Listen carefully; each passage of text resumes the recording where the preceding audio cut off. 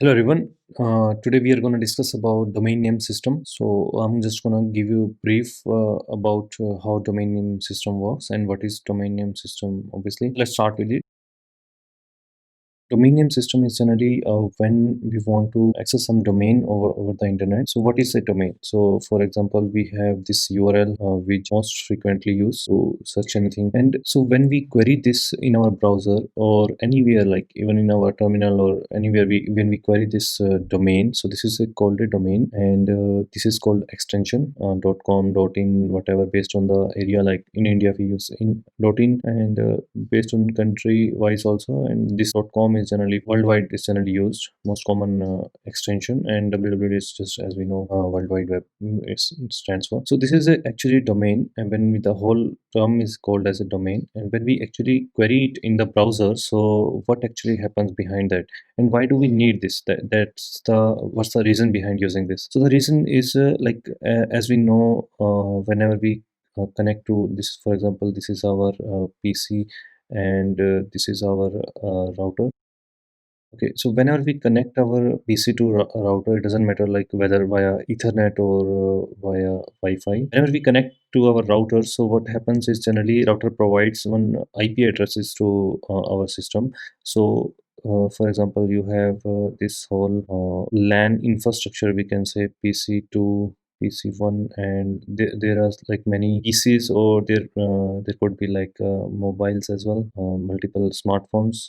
It doesn't have to be like mobiles, like any other devices also. We have nowadays printers also connected to internet, and coffee machines also connected to internet. So like this, many devices are connected to internet. So what happens, router does is router basically assigns IP addresses. Okay, so I'm going to give detail about IP addresses, but let me just give a little brief. What is IP address is basically identifier for every machine over the internet. Okay, so how we divide internet is generally in LAN and WAN space. Okay, so LAN is generally, this is called LAN. Router has all these devices inside one network, and that is like, this network is constrained to till router level only.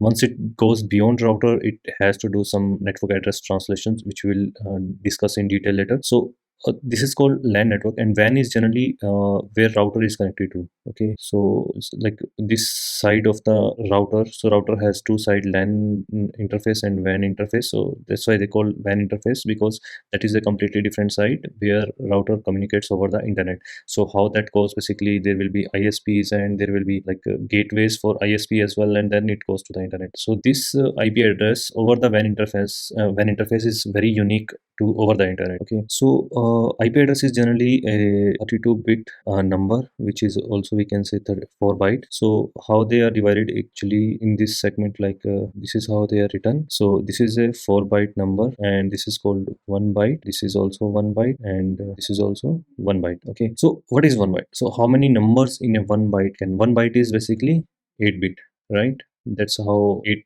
times 4 is 32-bit number. So 1 byte is how many numbers can actually, or we can say like what is the maximum number can come into this range. So 2 raised to power 8, which is 256. Okay, so 256 numbers be arranged in this 1 byte. Okay, so there can be numbers from, so in generally computer programming, we generally started from 0, so 0 to 255. Okay, so because we are including 0, so we have to subtract one number from higher end. So it starts from 0 to 50. 0 to 255 is the range for 1 byte. Here for every byte, this is 0 to 255 range. Okay, so as you have seen, like you will never find a number in IP address. You will never find number like this, because it cannot go beyond 255, and you will never find in one octet. This is called, also called as octet. And so what is the maximum number? Obviously 255. We have just seen 255, 255, 255, and 255. So this is the maximum number it can come into. So all octets are filled with maximum number. So this is the maximum IP address, we can say, in the loop of 4 byte. Okay, so this is generally called as a broadcast address. So we cannot assign this IP address to any of the our network interface. Okay, So this is a broadcast address by default. So there are some pre-reserved IPs which are like existing, so we cannot assign those to interfaces. So like there is one very famous IP address, 127.0.1. So this is called a loopback interface. So whenever you like you install network drivers in your system, so there will be one interface created with name called LO. In some other operating system it might be different, but LO called as a loopback interface, which has already pre-assigned IP address to this 127.0. Okay, so what is the reason of using this? Obviously because when we host some applications like socket is running, or some application, anything is running inside a system, so how do we access it? So we access it through this interface.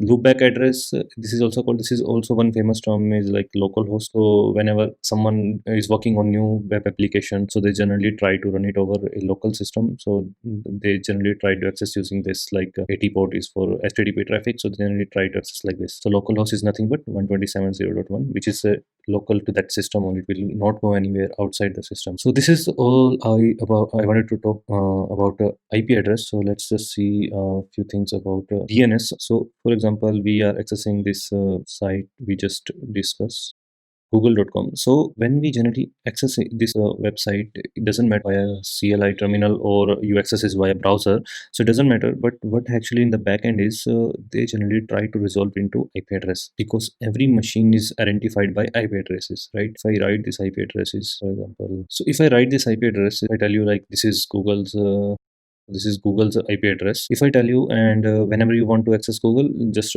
try to search through this URL. Okay, so if I tell you this, like you go to your browser and just hit this IP address in browser like search window, and you will be getting the Google server, right? You know how many numbers are these? Numbers are hard to remember, right? So it's not humanly efficient to remember all these IP addresses, because this is just for Google, and if for Yahoo or Gmail, there will be different IP addresses. So we can't remember all these numbers. So that's why they are mapped to this names, because names are easier to remember than these numbers. So we use this google.com just to remember. We don't have to remember these IP addresses. So our PC has to do all the work to translate this into a IP address, because without IP address we cannot go over the wire. Wire means internet. Okay. All right. So how does this work? So whenever we want to access this google.com, so what actually happens in the backend is sends a DNS query. So there will be DNS servers running which have all the table. We can say there will be one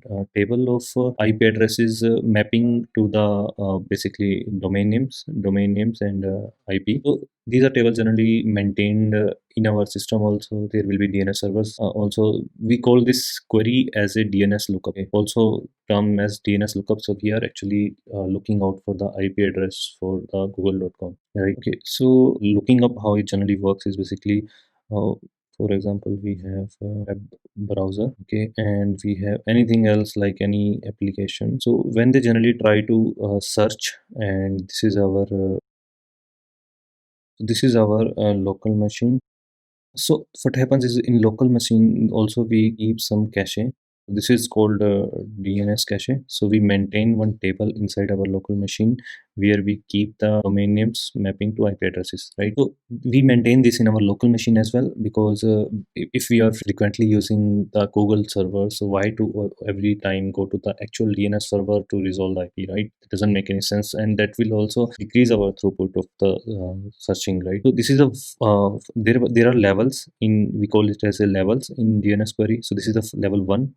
If it did not find, okay, so first it will try to go through this table. If it did not find anything in this table, it did not find the IP addresses of Google server, so what it will actually do, it will go to the gateway. So what is gateway? In our local machines network, we are obviously connected to one gateway, which is famously called as a router. We will go to the router. Router also maintains one local table, same like this one, DNS lookup table. So it will also have same domain names to IP addresses. It will try to look. It will ask router to find the IP addresses for domain name. So how it will ask? So how to generally ask, right? We cannot ask machine to just give it. So there should be some set of rules, and we can say set of rules are defined how to ask. Term is called protocol.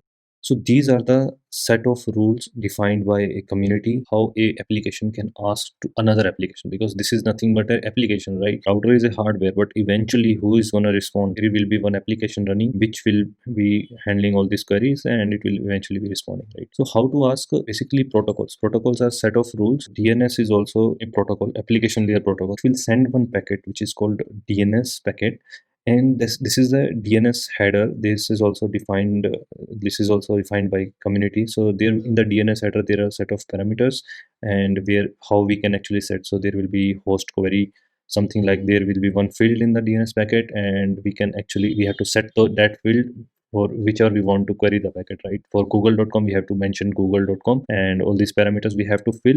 And then we, because this is the application header, and as we are already familiar with the packet formation, so from application it will basically go to, okay, so it will go to transport layer, then it will go to the our network layer, and then MAC layer, and then eventually in the file. So this is in just a normal packet. Okay, so this is a DNS packet. So what happens in the scenario I was mentioning above is it will go to the router even if it did not find it the router. So it's router's responsibility to forward the packet to like its ISP, because internet service provider, so they also maintains one table. So what happens is longer the range we are searching, the higher the chances of getting it. Okay, so because in local system we cannot cache all the possible IP addresses we are needed, right? We cannot cache it in advance. That will, because cache is expensive, right? Generally, so we cannot cache all the things. So this is called layer 2, and this is layer 3, and there will be zone. This is called a recursive search also. Recursively we are searching in computer program. If I mention, this is recursively we are searching to the next hop. This is also terms very popular, hops. We are jumping hops and we are searching. So this is recursive. Okay, so because at every node we are doing the same operation to just to find the IP address in the same lookup. So this is a recursive operation if you are familiar with the computer programming. So what happens is basically if router didn't find it, will go to the ISP, and if ISP didn't find it, will find its own gateway to search it for. And we cannot cache all the things in local system, so we are only caching which we are frequently required, right? And in the router we also have DNS lookup table, which also takes up like cannot take all the IP addresses possibly needed, but it generally try to maintain the cache for their local LAN, because this is just one machine, right? For the router there will be another machine, there will be another, there could be any machines, like number of machines, so it will maintain all the cache for those machines. So this is obviously could be bigger cache table than this local machine. So uh, chances of getting the DNS query resolved in this local cache are lesser than the chances of getting resolved here, right? Because this is obviously bigger and there is a very high probability we could find here, right? How caches work basically, when we are querying the packet, so we are sending this DNS query packet, right? So when the server who is actually holding the IP addresses, right, DNS query resolution, so it will return the IP address of the Google server. So what this every layer will do, it will try to store this in cache, this local table. It will try to enter this google.com, so that anyone in near the future wants to access the Google server, so it can immediately return the IP address of Google. So at every layer we will have Google domain and IP addresses, right? So what is the chance here? For example, you did not query google.com, like there is one more machine, PC2, which queried google.com before you. So obviously when you Google it later, so you will not find the IP address of Google server in your machine, right? Because you have not Googled it yet. I mean, you have not queried it yet, right? So it will go to the router, because PC2 has already queried. So there will be entering PC2's local DNS as well as in routers in local table, and as well as in ISP table, right? Because it's a reverse operation.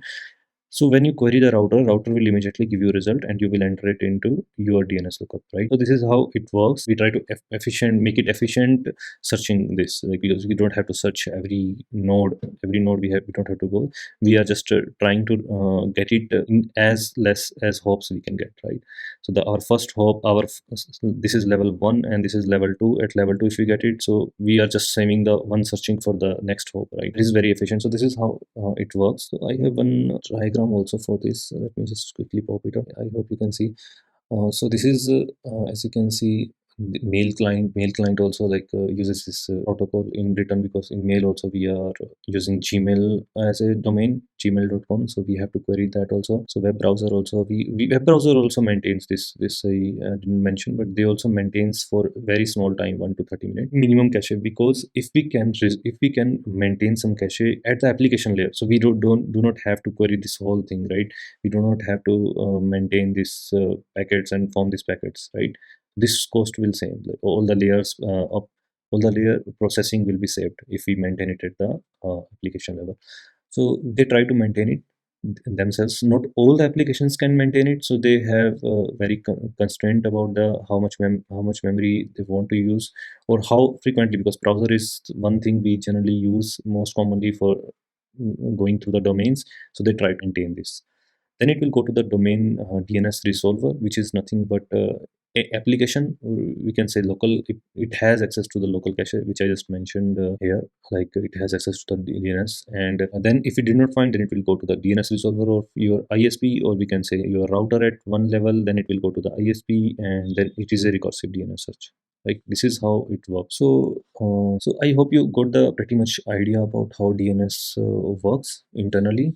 So we will see a little bit about detail here and there when we actually want to see the package. So we will see all the details. Okay, so that's it for now. Thank you guys.